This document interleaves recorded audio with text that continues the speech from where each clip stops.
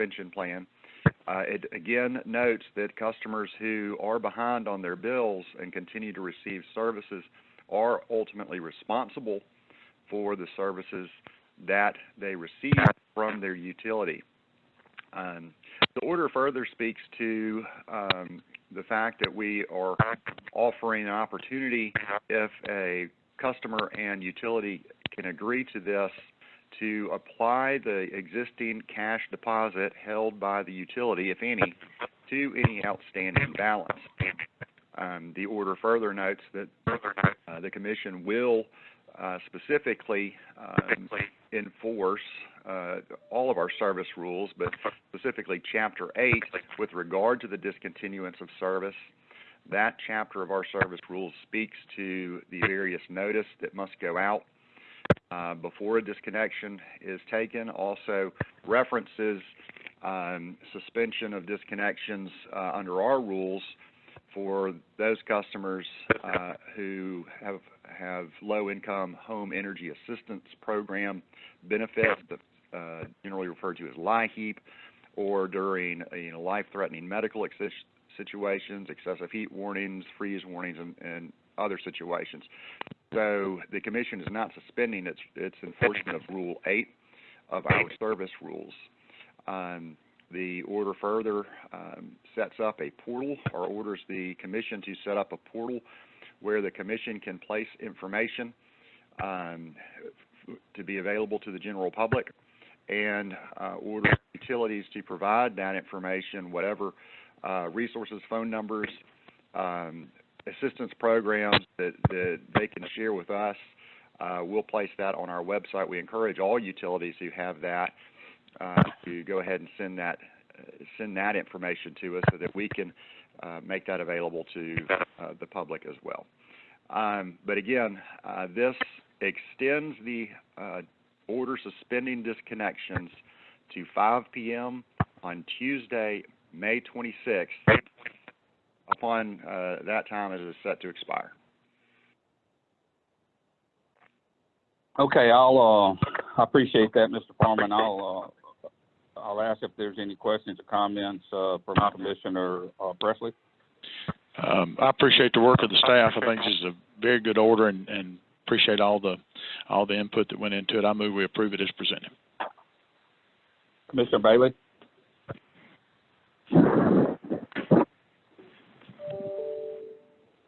Commissioner Bailey. Yes, sir. Any questions or comments on this item? No comments, no questions.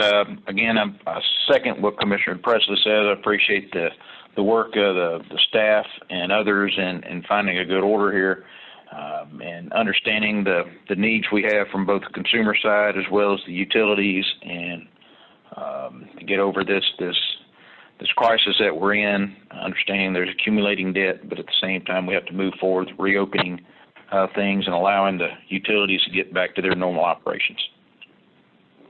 Thank you for your comments, and I want to say how much I appreciate the staff and as well as the utilities working with us. I've worked with a number of them over the last few weeks, talked to them, comments, along with several of the cities.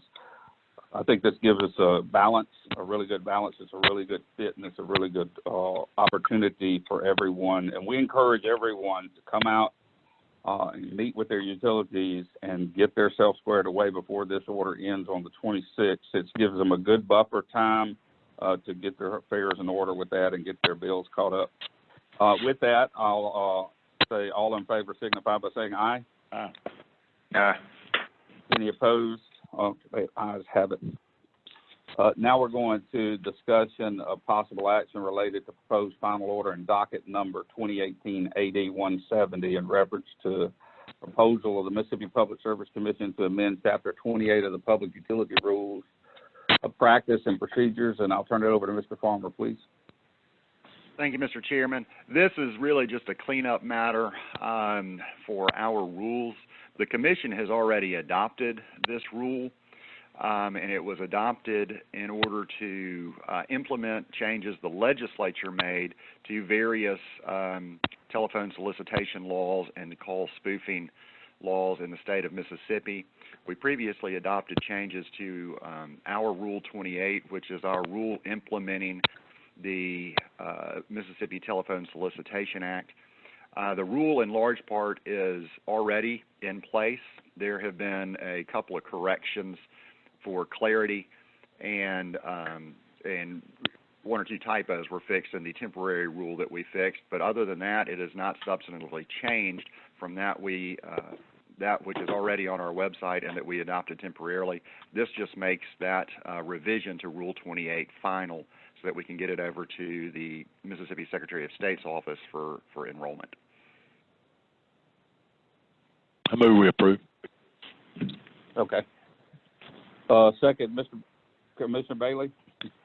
I will second that. All right, brother. Thanks. All in favor signify by saying aye. Aye. Aye. Any opposed? Ayes have it. One last thing before we adjourn is that the Commission is currently working on drafting a letter to our federal delegation opposing a federally mandated debt collection requirement and service disconnection moratorium. We believe as a Commission that these issues are currently being addressed by the state public service commissions across the country, and it's certainly within their jurisdiction. State public service commissions all over currently play, an important role in the relationships between the utilities and their customers every day, including and specifically a lot of times around the billing and the payment plans and disconnection policies. So therefore, the opinion of this commission that these interactions be left to each individual state to determine their own solutions given their own unique set of circumstances. Commissioners, have any additional comment or questions on this? Mr. Chairman, I just note that we sent a letter I did as NARUC president that was supported by commissions nationwide, I think 2 weeks ago, to the president and the congressional leadership on this. And the language that is being tossed around in Congress, while I know the intent is from a good spot and to try to help people, is very, very detrimental to the state's abilities to respond and to protect the public interest, both in making sure that we handle these things in a manner on a state-by-state basis. And so NARUC has taken the position to oppose this very strongly, and I think that's you're going to see more of that, and I appreciate our state joining in also. Mr. Chairman, this is Frank Farmer, and I just have two cleanup things. I was taking notes, and we're not in the room here. And who seconded the extension of the disconnection order? Bailey, Commissioner Bailey. Okay. I never made the motion. Okay. I move that we approve it.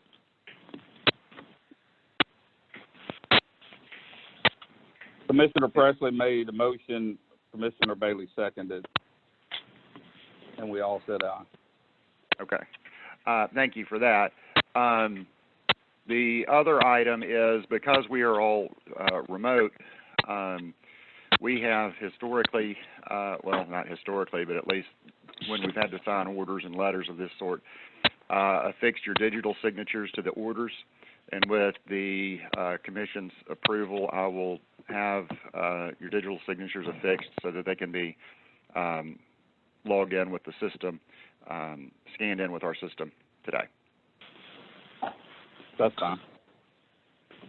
Okay, is there any other business of the Commission that needs to be addressed right now?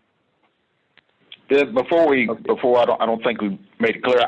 I never did make a motion for the administrative agenda item regarding the temporary suspension and disconnection. Okay, if we need to do it over, this Commissioner Presley, I move that we. Yeah. I thought we had taken a unanimous vote on it, but maybe we messed up. I move that we approve the order as presented related to disconnections on the administrative agenda. I'll second it. All in favor signify by saying aye. Aye. Aye. Aye. All right. So I'll second it this time, and we'll move on.